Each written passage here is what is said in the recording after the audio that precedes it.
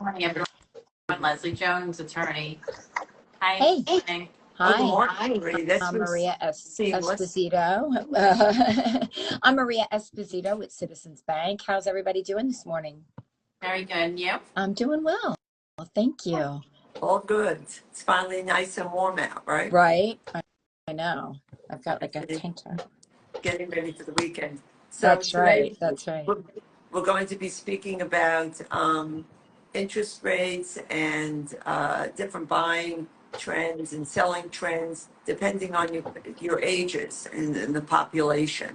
Right. So and that really also determines the amount of inventory that hits the market, right? As people churn through their life cycles, it should allow for a stable market in terms of the real estate market. Right. However, that's not necessarily the case today. So, Yeah. right? I mean, so what So are you yeah, so seeing? one of the yeah, that's always what you're mentioning, right, is something that's always been the case, right? You would have from, your first time home buyers, your younger, which would right now be, like your Gen Z, right? Right, Not even millennials, right? Gen right, Z and millennials that would typically be buying, or you had, let's say, millennials who may have bought a first time home in the last, 5 or 6 years, and typically that would be the lifespan, right? Until you move into like something bigger.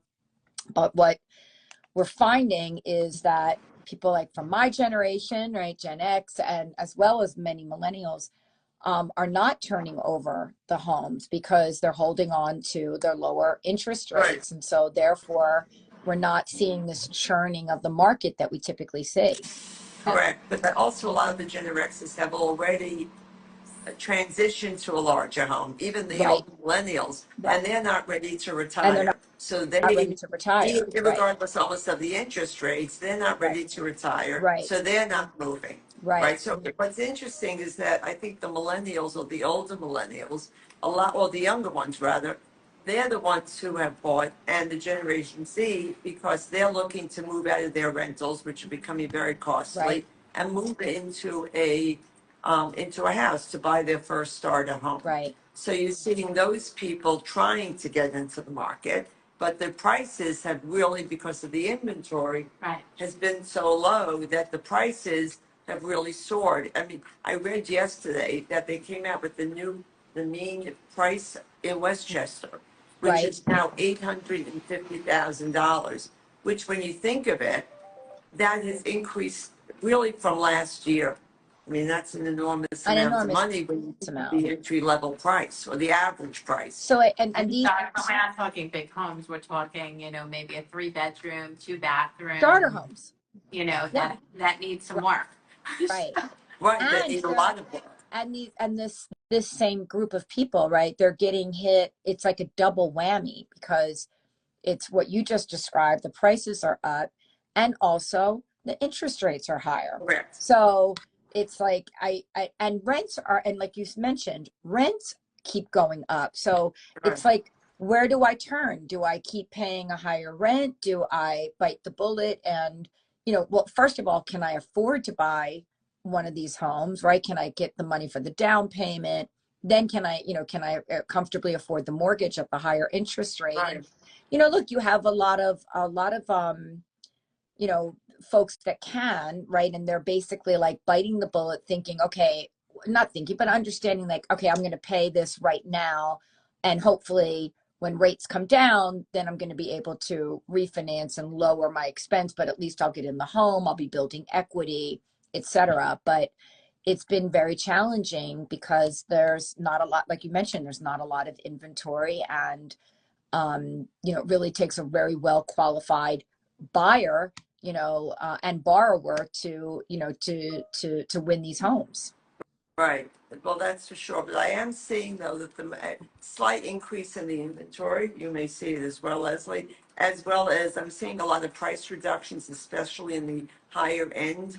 If people are pricing their homes just too high, at some point the buyer is going to say they've had it. And Right. I'm seeing reductions, which I haven't seen in a long time, like a lot of reductions. So I Right. think that's a good That's sign, encouraging. Yep. indication that maybe there's a ceiling being reached. Right. I mean, It's hard for the younger people also to get into the market because either, you know, if you're competing against someone who's going to pay cash Right. to someone who's waiting on a mortgage or who's asking for a mortgage contingency, you know, where you know, you don't even know if you have a firm deal for 30 days, even though maybe the number is great, Right. you know, and maybe, you know, I would go with the cash person because, you know, it's a short thing. There's not as many things that are going to pop up. So that's Right. the issue we're seeing. I mean, if suddenly someone who wants to get an FHA loan is competing against someone who's getting a conventional Right. loan, which you may want to discuss, you know, I think it's almost impossible for that FHA buyer to get The house. Yeah, Right.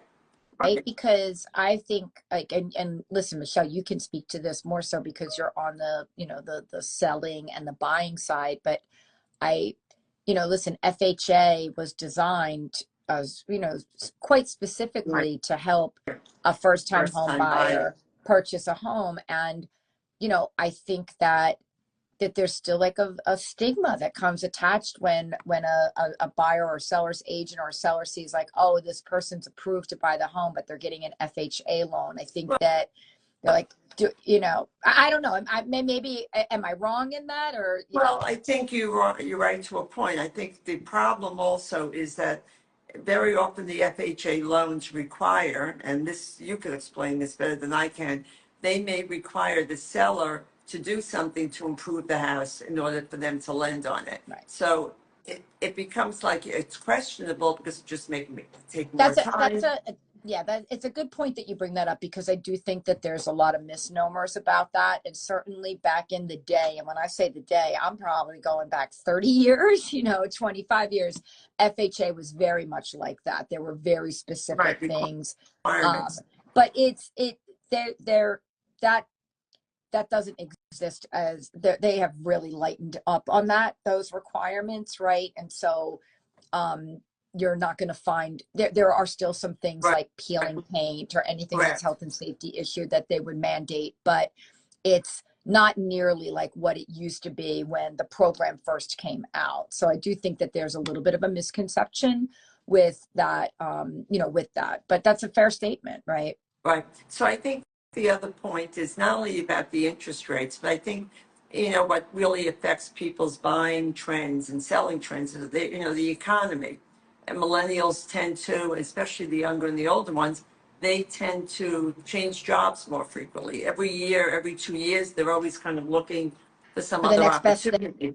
Yeah. Right. So they're more prone to move, and in some cases, irregardless, depending on their interest rate, than other age brackets, other age groups. Right. So baby boomers, for instance, if they're not sure where they want to move, or unless they haven't decided where to move, or maybe they refinanced and took money out of the house, so they're sitting on a low interest rate, right, when the rates were very low. I know many of my clients said, oh, they'll do a kitchen, they'll do a new roof, they'll pull money out of the house to cash out. Right. So they're now sitting with a mortgage that they may not have thought about when they took it out, and they're not ready to sell. So they're kind of locked in and not moving along the life cycle in terms of moving that they normally would be, because baby boomers may move to Florida, they move to Arizona, warmer climates, or to be near kids.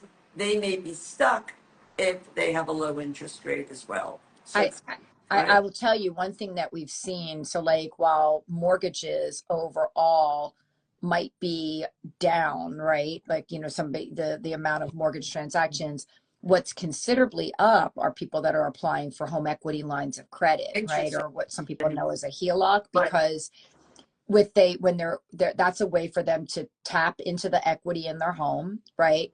Without losing the low interest rate on the mortgage because it's a secondary loan. And so we've seen like a huge uptick in people that, you know, want to do that. Now, maybe they're using that money to, you know, do some sort of renovation in the home because they're like, all right, I'm not going to move. Let me just, you know, make the home that I'm in better.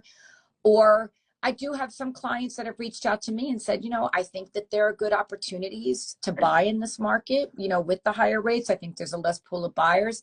Can you get me a home equity line so I can get some cash out so that I can then, you know, maybe try and go find something to buy. Right. So Right. Right. yeah, I think in this market also people are looking for, as you said, investments. But I think that investors, at least, and you work a lot with developers and investors, I mean, they're very concerned, unless they're buying for cash, they're very concerned of the interest rates. So they may be less inclined to buy an investment property or a second home, right, for let's say vacations right, or whatever, if right, it's tied to interest rates. And also prices are high. Right, absolutely. I mean, developers, like, they're looking generally, if they're doing like fix and flips and stuff Right. like that, then, you know, they're typically buying these things cash too, and buying them at a Right. somewhat low price If you to, could find it, if you right? can, but Right. those are hard, few and far between, and they, unless they can buy land and build up, you know, which, you know, we see too. Um, right. Right. It's so, but they're not coming to you if for a conventional loan either. That's a different kind of loan. That's commercial and construction, Right. construction. Yeah. You know, they're, Right. I possibly, you know, usually someone getting a construction loan is doing that on their, you know, as a intended user. You Well, know, yeah, and no, I will tell you. First of all, I actually do lots of construction loans. Citizens Right. is a big construction lender, and that's another thing that's been huge over the last couple of years. Well, actually, since the pandemic, right? The Right. percentage, it used to maybe be like 10% of my entire business, and it's closer to like 30 to 35% in the last couple of years. Again, another combination of the same factors, right? Not a lot of inventory. Let me, you know, more people that can work the hybrid work schedule or work from home. And so they want to improve their living space, you know, make it bigger, make it nicer, what have you. But we see, and a lot of that too is just causing people to stay in those homes longer, right? Right. Because now they've put all this investment in it. Right. And so therefore Right. they're not, you know, flipping, that house is not flipping over. I will say though, I am seeing, I think people really want new construction. So you're seeing spot builders, not big subdivisions, not in Westchester, at least they just own the land. Right. But they are building new construction. So every now I see a house being knocked down. I mean, I could think of several just around the office where they're in the process of building, or they just knocked down the house, and or they're finishing up a new construction. So these houses are really in demand. Yeah, The and new construction, and people really definitely, want. like as you said, where you're seeing more inventory come on, I'm seeing Yes, that even in my own neighborhood. Like there were 4 or 5 spot builds that are going on, and that's 4 or 5 more than we've had in the last 2 years. Because I would say in the last two exactly. years there was none whatsoever, and now like 4 of them going up at the same time. So that's really encouraging, you Well, it's know. also, I think, encouraging. I think the builders are more confident in the market and in the Right. economy, right? So they're willing to Yes. buy a property, risk holding it until they get their permits, until everything is in order. It may take a year for that project to be Right. done, but they're more confident in doing it because it also increases the inventory. There's a need for these new homes. People really want new They construction. do, for sure. Yeah, that's right, probably the I'm biggest thing impressed. that I'm asked for. Young families typically want like Right. brand new. You know, that I see a lot of that. Like they're not looking to take on someone else's Right. Project. Right. projects Right. and older, kind of worn up things. You have to have a vision. You have to be that kind of person. Yeah. You like Yeah, want absolutely. turnkey. Absolutely. Right, Yeah. I mean, the clients really want something fresh and new. I walked through a property yesterday in Scarsdale. The home was stunning. When I sent it to my client, she sent it to her designer.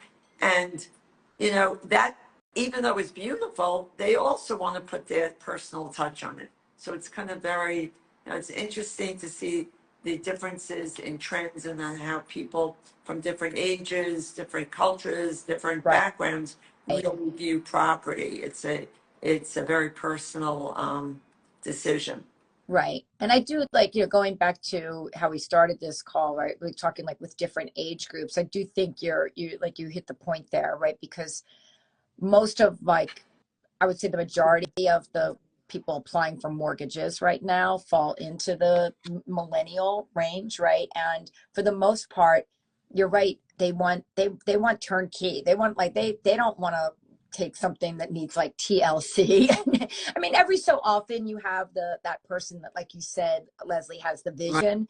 But I would say for the most part, the younger people are like, no, I want all the bells and whistles, I want, They don't have the time, right? yeah, exactly. They don't have the time. They may not just want to put in the effort into renovating. It takes an enormous amount of effort, and you have to be on site. If they're busy, if they're traveling, they just don't have that Yeah, no. time Yeah. to invest in really remodeling the home. I think it takes a certain kind of person who's willing to sit down with the contractors, architects, etc. Totally. I know.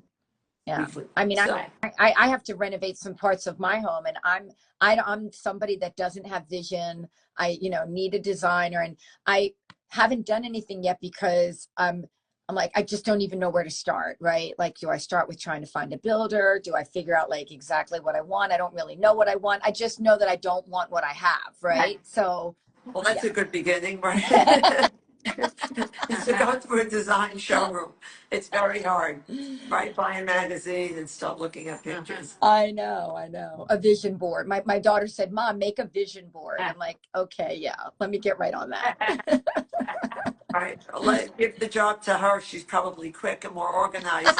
Not that you are not, Marie, but to Totally. kind of start the process. In any event, we want to wish everybody a happy Memorial Day and a Yes. safe one. And we look forward to seeing everybody next week. Next on week, yeah. Friday. That's right. Have a great holiday weekend. Looks like we Yeah. might actually have some nice weather in our New York area for the holiday. So I'll see you